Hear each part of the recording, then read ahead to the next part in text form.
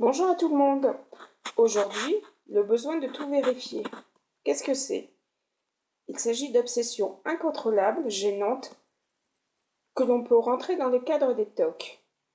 Ce sont des idées fixes qui prennent essentiellement la forme de questionnements intérieurs, angoissants, dont on ne peut pas se débarrasser. La seule solution, effectuer certains actes d'apparence inutiles, mais permettant d'apaiser temporairement les obsessions. Ces actes imposés par la crainte d'avoir commis des erreurs peuvent être qualifiés de compulsions, voire de rituels, quand ils sont effectués de manière très codifiée et immuable. Le propre d'une compulsion est qu'elle s'impose à nous du fait de l'angoisse. Même si une partie de notre esprit nous dit que c'est pas la peine, que c'est pas bien, c'est pas nécessaire de le faire, vous le faites quand même. Vous savez pertinemment que c'est un acte inutile, mais vous persévérez. Souvent, c'est parce qu'on a peur de faire une erreur, ou d'avoir fait une erreur, et des conséquences que cela peut engendrer. Se dégage l'idée d'une faute, d'une responsabilité engagée.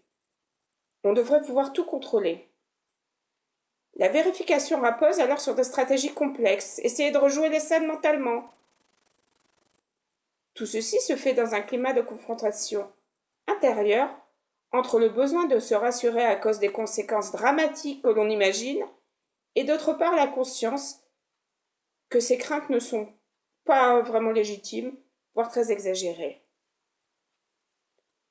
Vérifier quelque chose que l'on a déjà vérifié conduit à construire une mauvaise habitude. Vous cédez systématiquement au doute par précaution. Vous ne vous faites plus confiance. Plus on répète ces actes, plus on crée le besoin de les accomplir. On passe d'une compulsion à une obsession et on devient dépendant.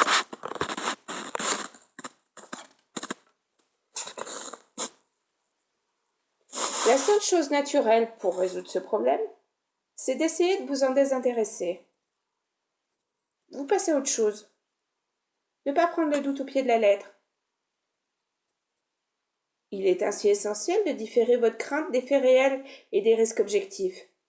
Ce n'est pas parce que vous vous interrogez sur une erreur qu'elle a plus de chances de se produire. La décision de vérifier un acte doit donc tenir compte de 3 éléments. Les arguments en faveur d'une erreur possible, les arguments en faveur d'une non-erreur possible contre l'erreur, la gravité de l'erreur si elle survenait. Très important, rappelez-vous que le cerveau est capable de faire plusieurs choses à la fois, et de manière efficace, surtout lorsqu'elles sont habituelles. Vous pouvez avoir fait les choses sans en avoir réellement conscience. C'est ce qu'on appelle la routine. Attention, plus vous vérifiez, plus vous aurez besoin de vérifier.